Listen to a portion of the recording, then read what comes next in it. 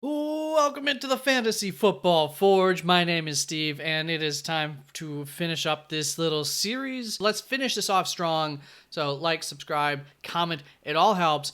And in this video, if you haven't seen any of the other videos, it doesn't matter what order you watch them in, but what I will be doing today is I will be looking at all of the teams individually in the NFC and the AFC West, each as to what happened this offseason, ultimately leading to their team needs. And if any of those are your teams and you think I have the team needs wrong, please sound off in the comments, let me know. After we get through that, I will go through a 3-round draft where I will be controlling each of those 8 teams, and the other 24 teams around the league will be controlled by the computer, so that will help to randomize this draft, make it a little bit more realistic in that sense.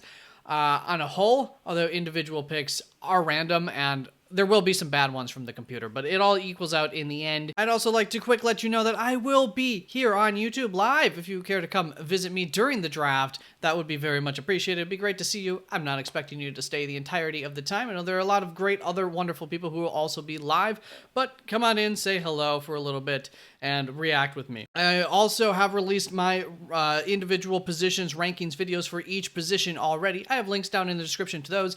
It's not a full, like, all 40 players that I have done. It's just covering like the top to 10 to 15 for most positions. And if you are newer to the channel, please stick around after this season. So I spend about maybe a third of the year or so. As soon as the NFL playoffs begin, really, I start looking forward to the NFL draft. After it, I will do, some concluding NFL draft videos, giving grades out to the teams and the picks. But after that, I will be getting back to fantasy football. If you have no interest in fantasy football, it'd be appreciated if you just silence those notifications and then come back next year. But I understand it too if you unsubscribe at the end of the day. But hopefully I'll see you again next year. And without further ado, let's get into this video. You can pause the video to look a little bit longer if you need, but those are the key additions. Those are the needs that I have for the Denver Broncos. And up top, you can see that they have a first-round pick, no second-round pick, and a third-round pick. So taking a look at the available capital to these teams as well. And no major coaching changes, so no philosophical changes or anything to look at for the Denver Broncos. And the same story is going to be true of the Kansas City Chiefs, at least similar enough, but they do have first, second, and third round pick there. Also, there you go. Those are what I have for Kansas City's needs. Do you agree? Do you disagree? Let me know in the comments. That's going to bring on the Los Angeles Chargers, where we do have some staffing changes to talk about. So there are the needs list, the key additions list there. New to the team for Los Angeles. Of course, in each of these cases, players did leave the teams, and I next year I'll probably include that if I do a similar type video. But here we go: first round, second round, third round pick for them. Staff changes all around. All the head coach, offensive coordinator, defensive coordinator, new guys. Lost head coach Brandon Staley. Brought in Jim Harbaugh from Michigan. His experience as a coach, 2 decades at the collegiate level, nearly a decade in the NFL. So a lot of coaching history for Jim Harbaugh. The first decade of Jim's collegiate career wasn't about learning a scheme. Rather, it was learning the business of being a head coach. A lot of people call him the CEO type as a head coach, as well as learning the scouting and the recruiting of the talent, which obviously that's where his big strength has been in college, why he's mostly stuck to the college ranks, because he is so good at that. Now, when we are talking about philosophy, as I said, he didn't really come in as a scheme kind of guy, and that's different than most coaches. He isn't known as being an offensive or a defensive-oriented coach. Instead, he sets a unified tone for both the offense and the defense to follow, and that tone is some key words for that are going to be tough, physical, hard-nosed, old school, build from the trenches, set up the pass with the run, which is a little bit different than a lot of the new school approach, and get his team to believe in the unit as a whole. Those are things that are important to him and match his style. So he wants football players at the end of the day, which is a lot like how San Francisco drafts. He doesn't really... the athletics obviously are important, but that's not at the top of his list like it might be for the Indianapolis Colts in terms of what he's looking for from players. And that's going to bring us on to the offensive coordinator change, going from Kellen Moore to Greg Roman. Once again, just like the Brandon Staley to Jim Harbaugh, I mean, we're going from one extreme to another in all of these changes for this team for the most part. So Greg Roman's experience as a coach is that he's been coaching since 1995, almost exclusively in the NFL. So very kind of similar, but also incredibly different to Jim Harbaugh, similar in time length, but different in where he's been. Most recently, he was with the Baltimore Colts. Ravens, oh my. I wasn't even alive for the Baltimore Colts. Where did that come from? Philosophically, Greg Roman has an older school approach to his offenses. In terms of Greg Roman's philosophy, his older school approach to his offenses makes a lot of sense for Jim Harbaugh. Thus, I think that this is a nice pairing, in part because Jim Harbaugh can make up for the weaknesses in Greg Roman as a coach. The weaknesses that I've identified for Greg Roman are his time management, his poor play calling, and ultimately his offenses tend to get a little bit stale and predictable over time. Year one, usually pretty good. So think about the fact that Greg Roman came in and he architected an original offense for a young Lamar Jackson, and the offense absolutely flourished, and it helped Lamar Jackson to flourish as well. So don't underestimate Greg Roman and his ability to change or adapt. It's just once he gets comfortable, he seems to do less of that. As you're probably aware by now, both Harbaugh and Greg Roman absolutely love their tight ends. I don't think that means that Brock Bowers is a guaranteed thing, however, as they like their traditional tight ends, where Bowers is an offensive weapon who poses as a tight end. And I say that in jest, Brock Bowers is a tight end. As I just spoke about in regards to Lamar Jackson, it's not like Greg Roman couldn't or wouldn't utilize a weapon like Brock Bowers. I just don't think that it's like, oh my gosh, we're salivating over Brock Bowers any more than anybody else would be. Expect running back and or tight end heavy formations to fill the playbook. That's 12 personnel and 21 personnel, so 3 wide receivers isn't necessarily a need. And given where this team is at wide receiver currently, that's a good thing. Balance between the run and the pass is also going to be very important. By modern standards, that means that they're going to be a run-first offense. Specifically, he likes to utilize the power run. And last up, for changes to the Los Angeles Chargers, we're going to see Derek Ansley is out, and they hired Jesse Minter. In terms of his experience, he's had nearly 2 decades of coaching experience, coaching in the NFL since 2017. Oddly, his experience doesn't center around any single position, and in this sense, I think that he's very similar to Harbaugh in the manner that he was being groomed as a coach from day one. In fact, he's coming over with Jim from Michigan, and he previously worked under John in Baltimore. So he's swapped between the brothers here and there in his career. And philosophically, he wants to disrupt, communicate, high effort, and disrupt. Disrupt is on there twice. He wants to disrupt the run game and disrupt the receiving game. Key factor here is he wants disruption. He wants chaos in terms of how his defense, what his defense will bring, and what the offense will feel. In college, he ran a 3-4, 4-2-5, cover 3 and cover 1 heavy defense. So that's pretty much a hybrid defense in many ways, including the use of both zone and man. So we are open to bringing in the best talent that we can find and then working it into the offense. That said, Minter is on record in regards to understanding that there are differences in what you can and cannot do from college to the NFL. So, good that he understands that, and how does that change the defense that he runs, to be determined. That's going to bring us on to the Las Vegas Raiders, who also have some changes here. So draft picks, first, second, third round, normal capital there. You can see some key additions, and I do have quarterback a little bit lower on that list because of bringing Gardner Minshew in, but of course you still want to bring in your quarterback of the future. So there's the needs list. Let me know if you think anything should be changed around on that. That's going to bring us to the staff changes, where last year they got rid of Josh Daniels midseason, brought in Antonio Pierce as the interim head coach, and they ended up hiring Antonio Pierce after a similar situation happened just not too many years ago. They didn't hire the guy who had a lot of success. He went on to have success elsewhere. So there's a lot of pressure to hire Antonio Pierce this time around on, I think, as an organization. In terms of Antonio Pierce's experience, well, he's an ex-linebacker turned head coach. Antonio Pierce is exactly what you expect from an ex-linebacker as a coach. He has that kind of personality, strong, hard-nosed kind of dude, old school approach, hard-hitting, pound the rock on offense, and same on defense in terms of stopping the run. Mentally tough is, I think, his number one goal for the team based on some of the interviews that I saw from him. And as far as I can gather, Pierce would prefer to go in a man-to-man coverage type of defense as much as possible out of a base 4-3 defense. though he has never been a defensive coordinator, and this will be his first year starting as a team's head coach. So that's just me, as much as anything, guesstimating based on the type of guy that he is.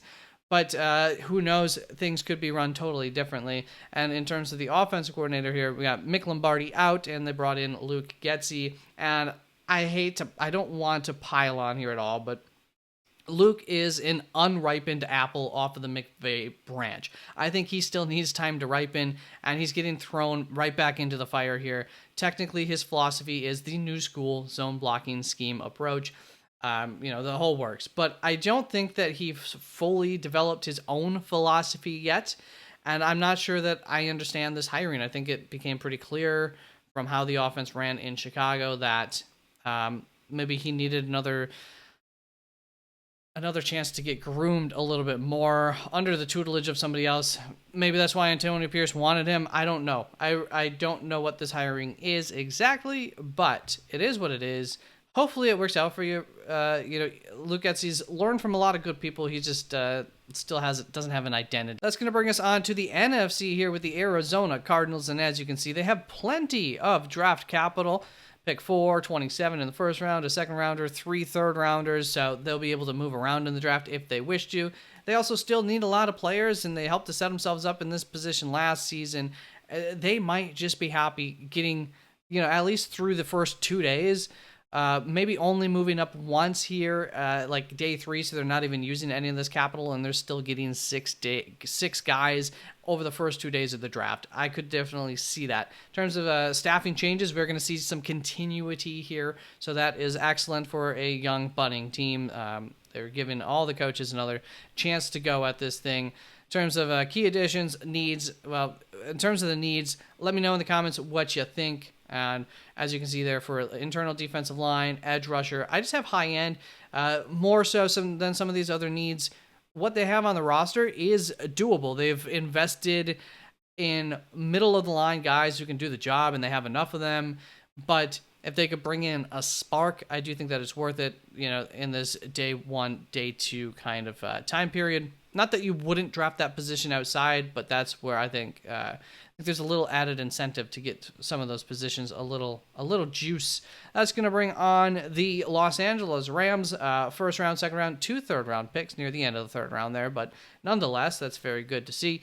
And we do have a staff change. Defensive coordinator Raheem Morris, highly coveted, is elsewhere. If you watched some of the other videos, you would know where, if you didn't know. And that's going to bring on the hiring of Chris Shula. In terms of experience for Chris, I think that we know by his last name that Chris is the brood of one of the best head coaches to ever coach in the NFL. He's been coaching for over a decade in total, and specifically in the NFL, he's been coaching for a decade. And specifically for the Los Angeles Rams, he's been with the organization since 2017, which was when McVay came here. So he's been with McVay for his entire length with the Los Angeles Rams as head coach. His area of specialty has been the linebacker group, for what that's worth. Philosophically, this won't be an overhaul of the Raheem Morris defense, and he has even said that himself. He's not coming in here trying to change everything up. He will implement his own twists and flavors, of course, but they are going to remain in a 3-4 base defense and adapt to the talent that they have at hand, as they always do. They put talented players in the right position to succeed, or they attempt to do that. And they will continue to do that, or at least attempt to do that. It's that simple, and that's how Chris would like to keep it. I do think that he even has a quote saying something about keeping it simple. The fundamentals of football are going to be the most important thing to Chris, and you bring in the talent, you make sure that the fundamentals are there, and then you put him in the best place to succeed. Is the succession here for the defense, every side of the ball in the Los Angeles Rams organization. There are the team needs. Let me know. They have 3 guards technically, but I do believe one of them is supposed to be center. Maybe Connor McGovern, is he the one that's here? Let me know if you've heard news that that's wrong. If center is a need, it would be like at the top of the list, because they don't have a center if one of those guards is not playing center. So definitely, Rams people, speak on up. That's going to bring us on to the San Francisco 49ers. They had a first, second, third round there, so sitting good on capital, much different than last year's draft. And they also had a staffing change. Steve Wilks is out, and Nick Sorensen is in. The one time I didn't write that they hired Nick Sorensen, but that's obvious as their defensive coordinator here. Nick Sorensen's experience as a coach in the NFL has been for about a decade, mostly in Seattle under Pete Carroll. He joined San Francisco staff in 2022, serving under both DeMeco Ryans and then Steve Wilks last year. So two good coaches that he served under, despite the fact that San Francisco is quickly moving off of Steve Wilks.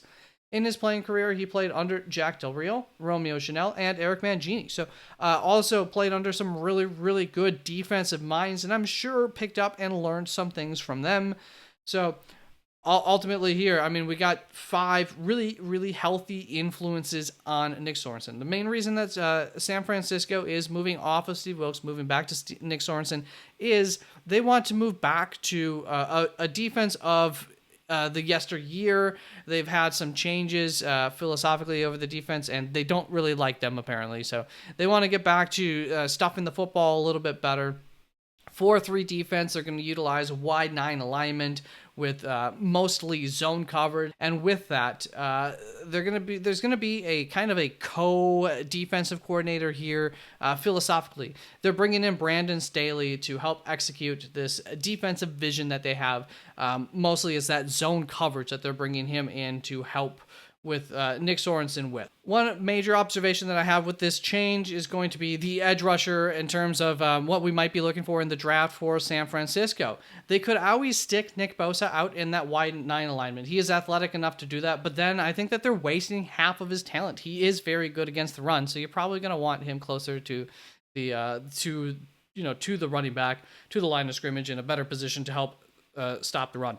I've identified 3 players who I think are going to be at the top of the list here for San Francisco in the first 2 days of the draft. That's Chop Robinson, Jonah Ellis, and Muhammad Kamara. And of them, Chop Robinson provides you the best ceiling, but they're also in their Super Bowl window right now, and Chop Robinson is the least refined.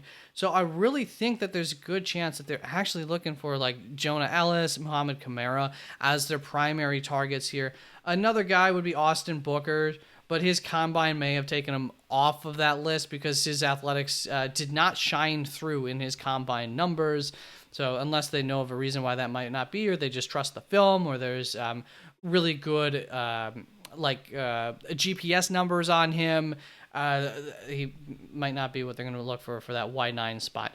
That's going to bring us on to Seattle to finish this up. This is going to be a longer one. So draft picks, first round, third round, so missing that second round capital, meaning we'll be open to trading back from pick 16, quite possibly. Maybe not. That's kind of a pivotal point where it's going to depend on what the draft looks like and how far back they're being asked to trade back to. In terms of staffing changes, total overhaul here. Another great longtime coach of the NFL has hung up his cleats, so to speak. So we are going to see head coach Pete Carroll out and bringing in Mike McDonald for the head coaching position.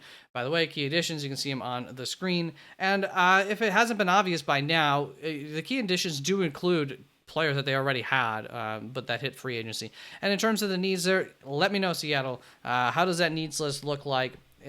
Is tackle too high there? Mike McDonald's experience, he's been coaching at the collegiate level or higher since 2010. He's been with one of the Harbaugh brothers since 2014. John specifically for all but 1 year. He joined Jim's staff for a year and then moved back on to John.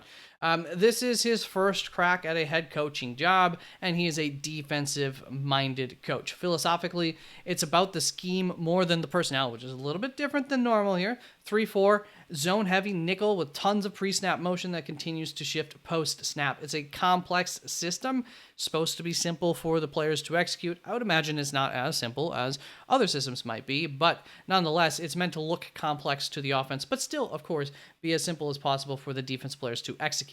It's not a blitz-heavy scheme, so instead he utilizes a lot of stunts to help his athletic defensive linemen and pass rushers to win the reps. I said that weird. And pass rushers to win their reps. So you need guys who are going to win their reps, that's for sure, and you're going to help them out a little bit with some stunts and whatnot.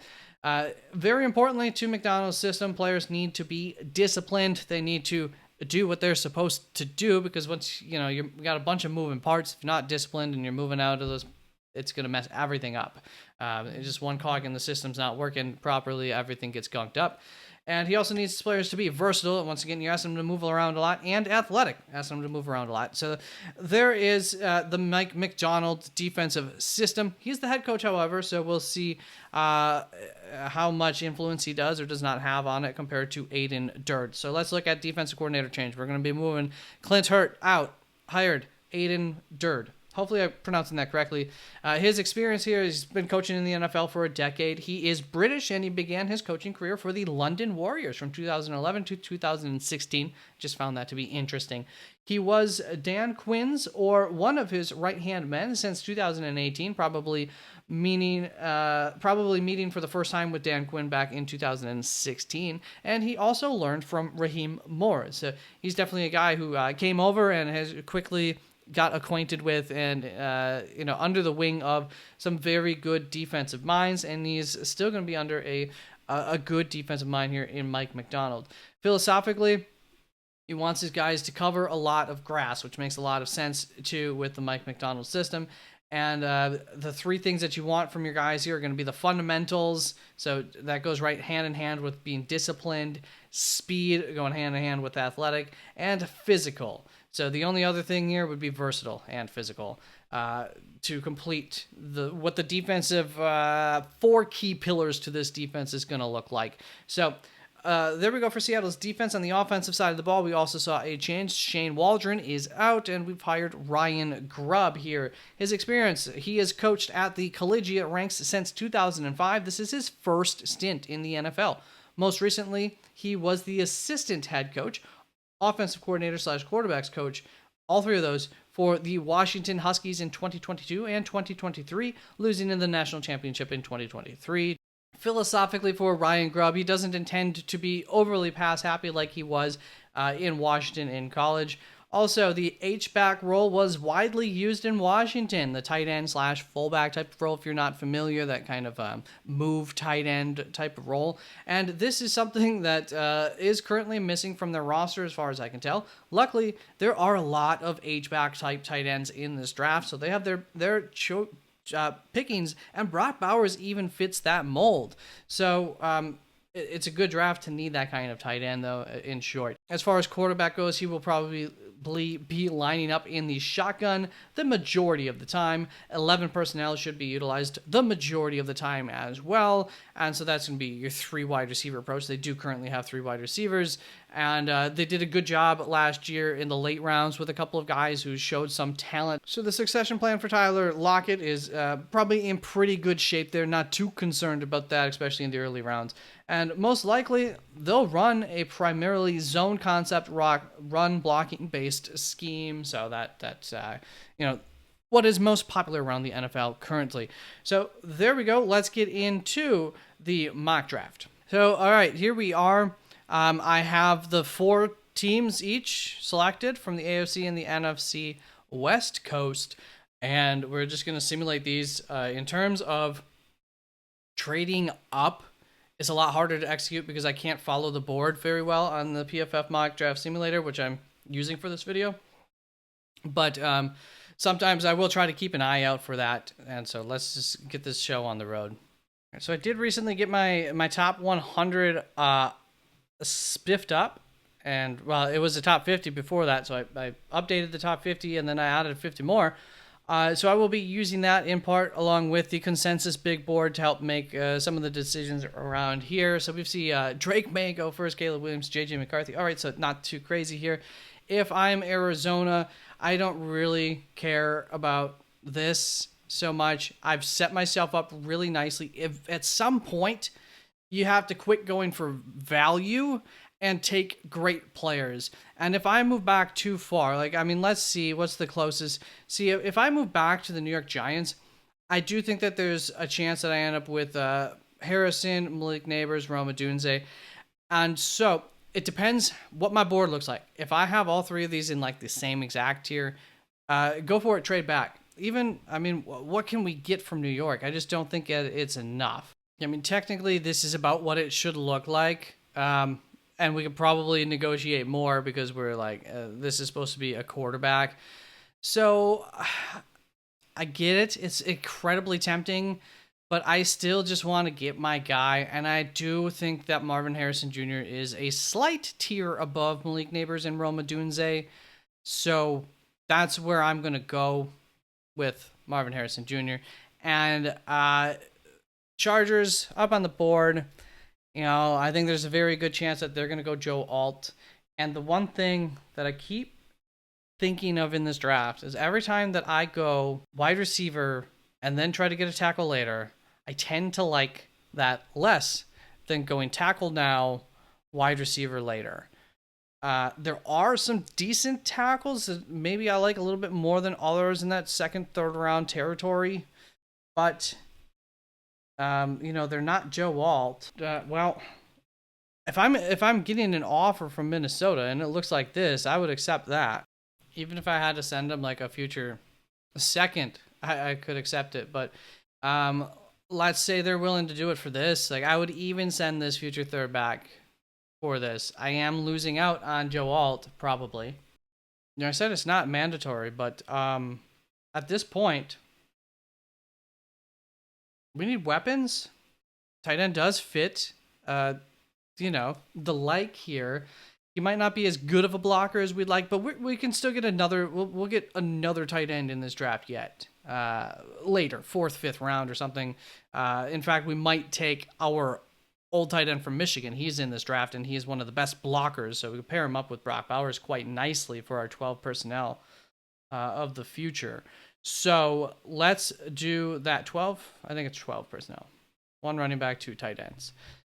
The Broncos on the board. If I'm the Broncos, I'm not messing with it. I don't have a second round pick. I got Las Vegas sitting right behind me, who could be hungry for Bo Nix. I don't want to play with it. I don't want to play with fire at all. I don't come out of here with specifically. I think I like Bo Nix the best for what I want to execute here in Denver.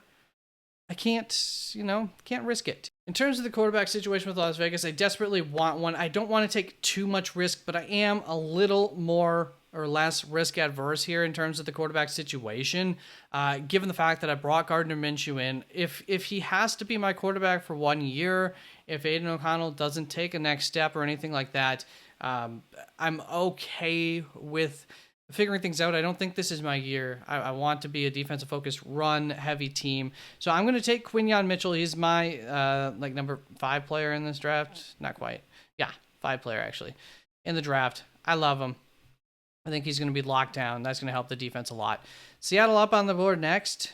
I talked about discipline, the fundamentals, and the importance that your pass rushers can get home. And my number 1 edge rusher, Laiatu Latu, can do those things.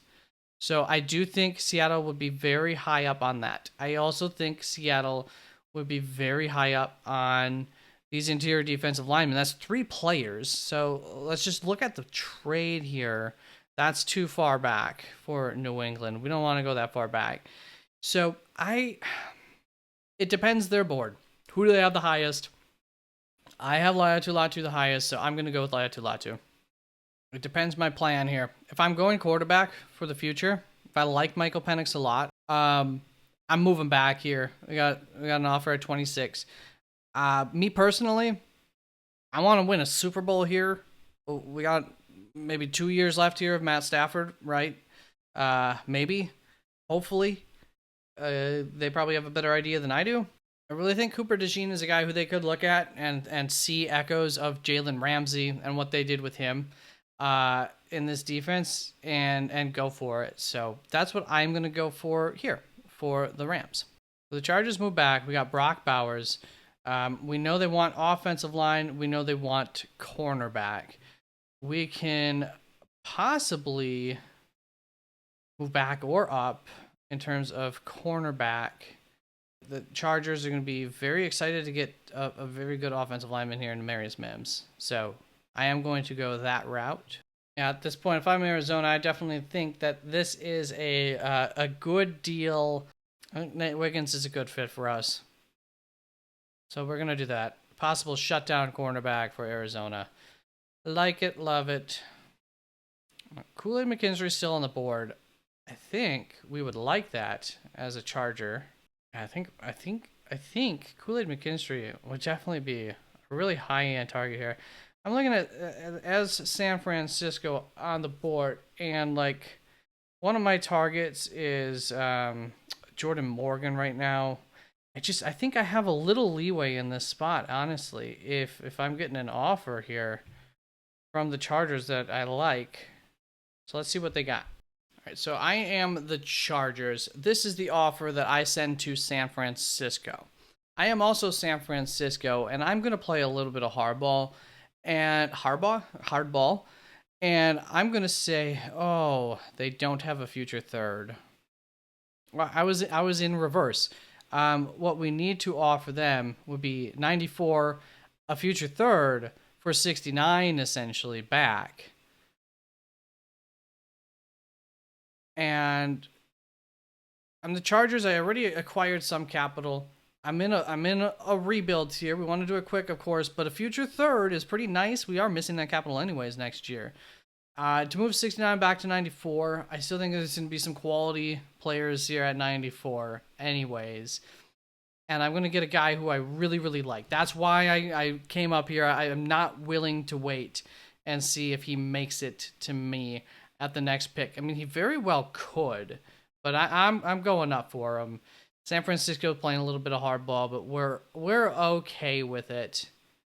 Yeah, that future third's pretty decent. There we go. Kool-Aid McKinstry is going to be our pick here at 31 for the Chargers. Do you like it? Do you not? Let me know, Los Angeles. That means in the first round you got Marius Mims, Brock Bowers, Kool-Aid McKinstry, and then the end of that third round is a really nice spot, probably for a wide receiver. Maybe we can even, maybe you would move up from there. I'm probably not going to remember to. Let's bring Kansas City onto the clock next. Jackson Powers-Johnson falling a little bit here.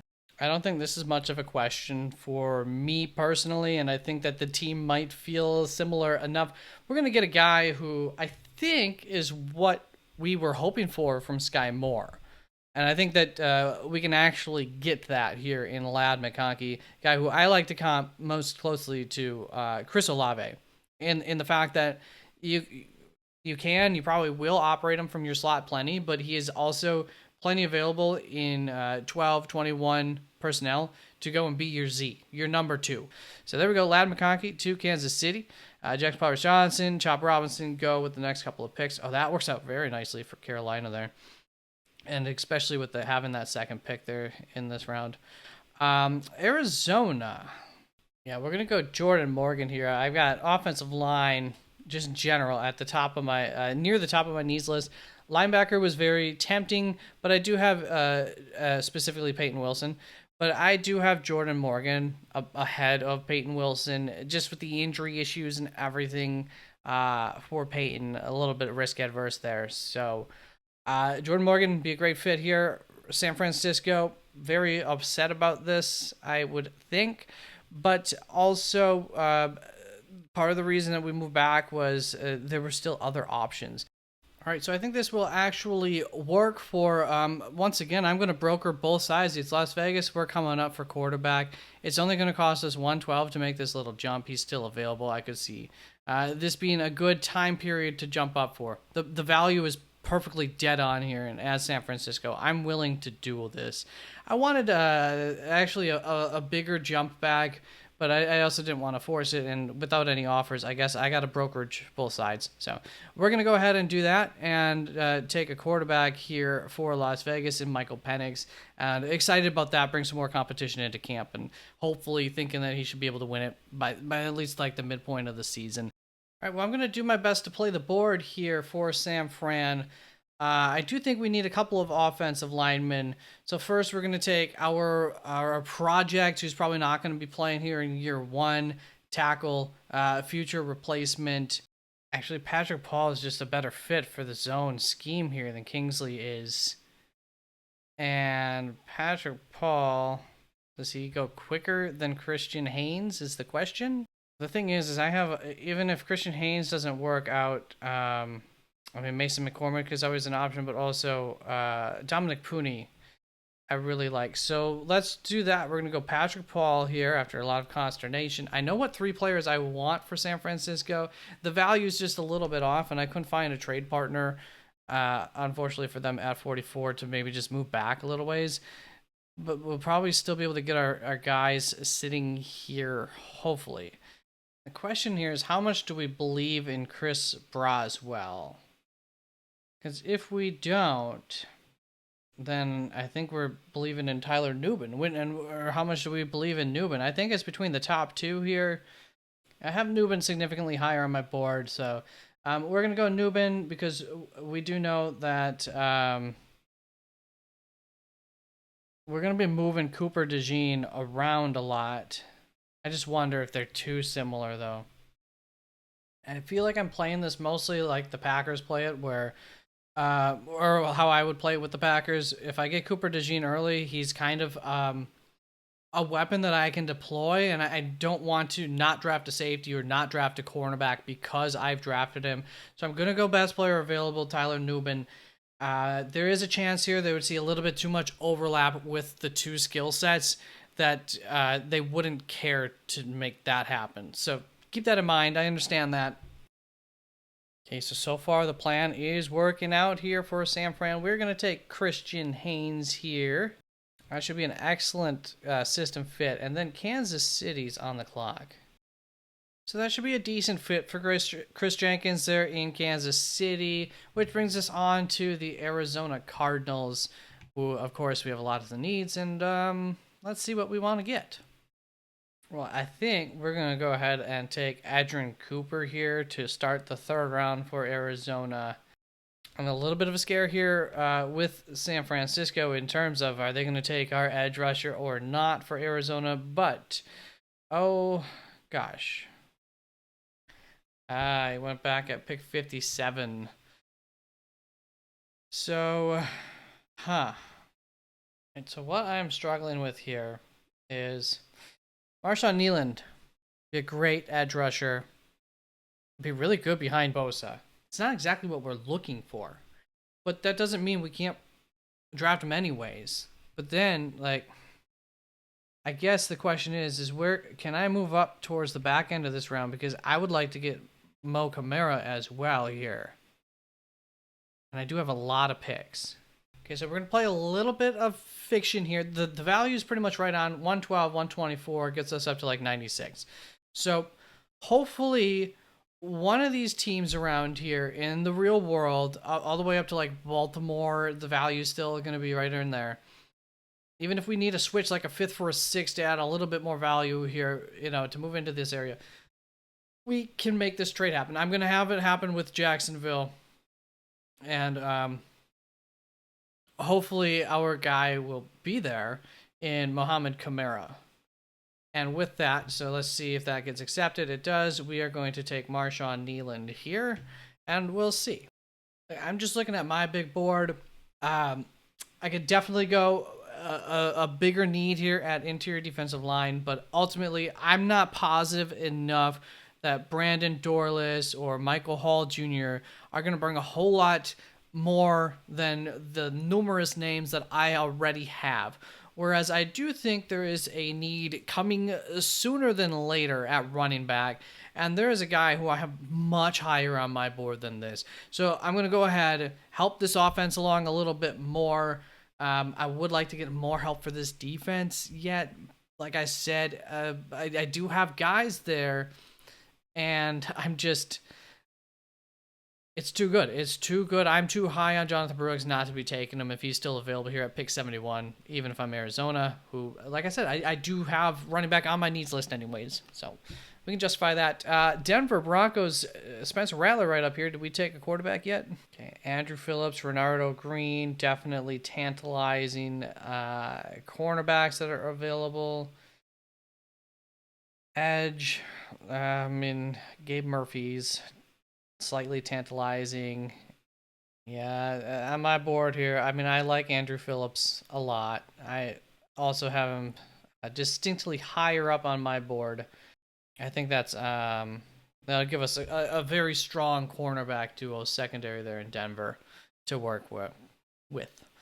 Las Vegas up on the clock next. Jalen Wright's definitely an option here to give us a lot bit of lightning to our thunder. I wouldn't put too much pressure on him, and I think gives us a better option in the passing game as well. There's, more valuable positions of need here, but I just look at my board, I look at the value that he could bring to this offense, and it's really high. I really think that gives us one of the better running back duos in the league, and we don't even have one of the best running backs as our starter. Just as a duo, I think they really complement each other nicely with Zamir White and Jalen Wright. With, quite possibly throwing a rookie quarterback in there soon enough or whatever, the question marks at quarterback, we want that running game to alleviate our quarterback, and we want to run a lot. So we need more than one guy that can run. We did it. I definitely had my eyes on Dominic Pooney for another team. We need guard. We need center.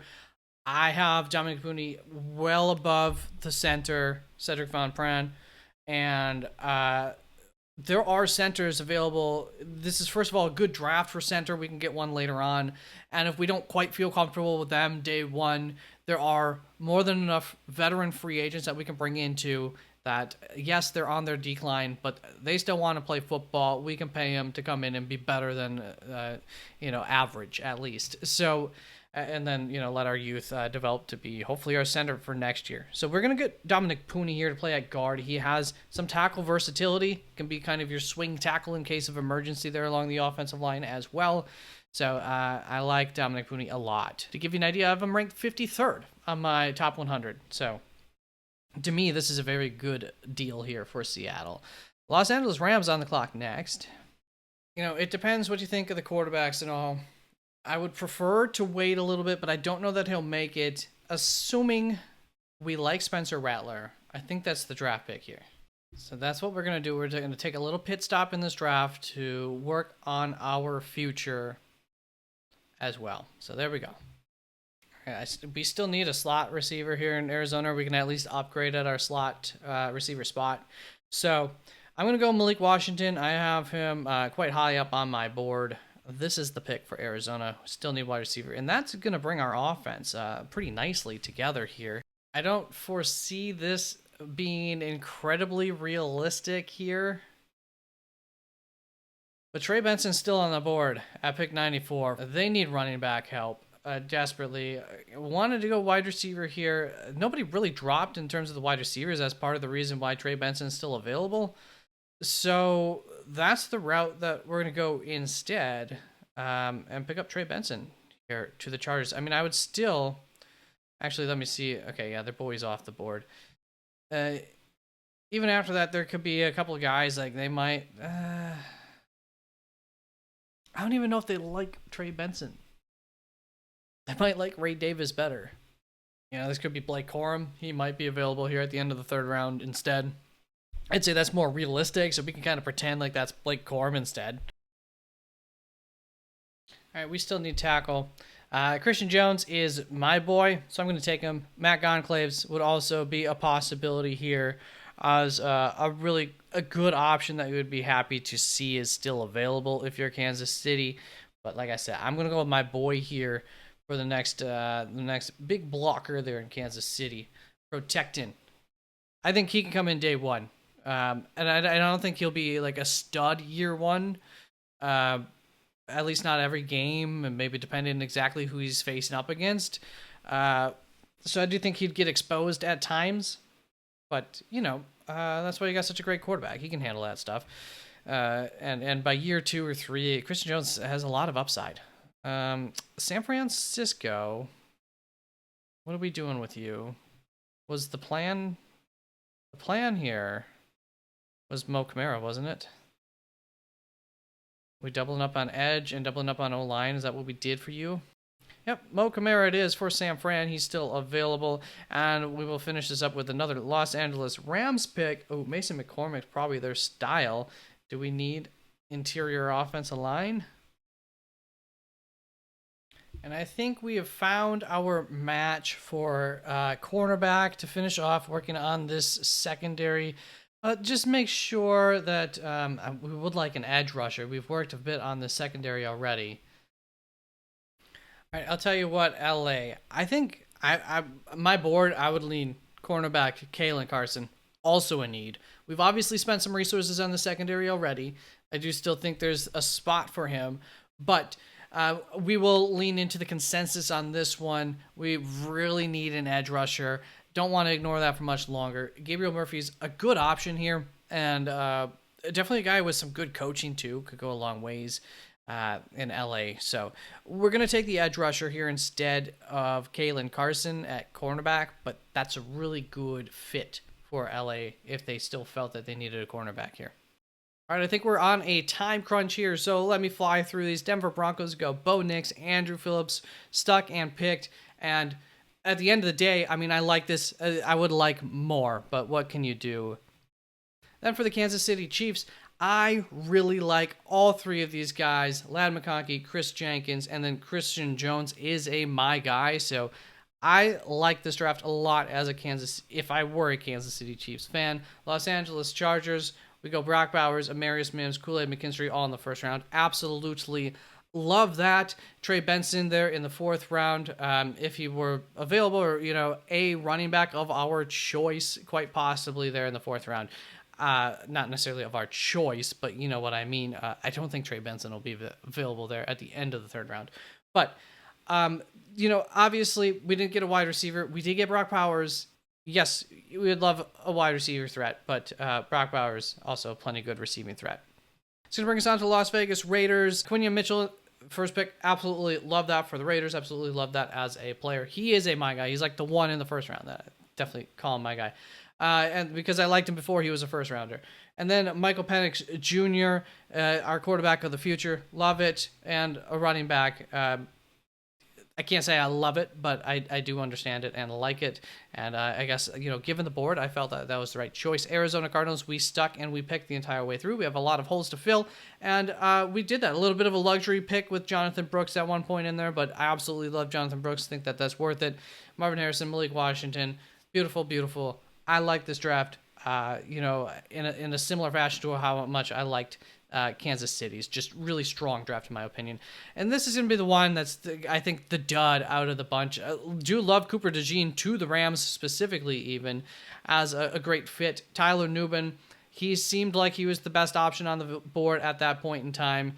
Gabriel Murphy, be a consensus would be a nice deal here. Spencer Rattler at quarterback, looking towards the future. So I like the individual players. The sum of the whole feels a little bit lackluster. San Francisco 49ers up next, and I absolutely love this. We're looking into the future and planning to help now. We were in our Super Bowl window, so Christian Haynes, Muhammad Kamara, step up year one. Into the future, we're going to need to have some savings and hopefully good players that develop nicely. Patrick Paul, Marshawn Nealand, I think both, especially with who they're going to be studying under, could help us save millions and continue some dominance at those positions in a couple of years when they take over as the primary starters. Until then, rotation for those edge rushers, both of them really. Christian Haynes, you got a spot, and Patrick Paul be our swing tackle, emergency guy, maybe get 3 starts here, hopefully, is all due to injury situations. That's to bring the Seattle Seahawks up next here. Laiatu Latu, absolutely love it. And I'd like to trade back, but if a guy like Laiatu Latu's there, I think just stick it and pick it. And then Dominic Pooney, he is my guy, so I personally love that. And I undersold his versatility. I don't think he ever played center in college, but apparently at the Senior Bowl, he did so good at center that some scouts do view him as a 5-position player. So he's going to be able to help you out, I think, no matter what there, Dominic Pooney. Love it. That's going to be it for this. Peace out. Thank you so much for tuning in. Please don't forget to comment, like it, all the YouTube-y things. And I will see you soon. Come visit me on draft day. Bye-bye.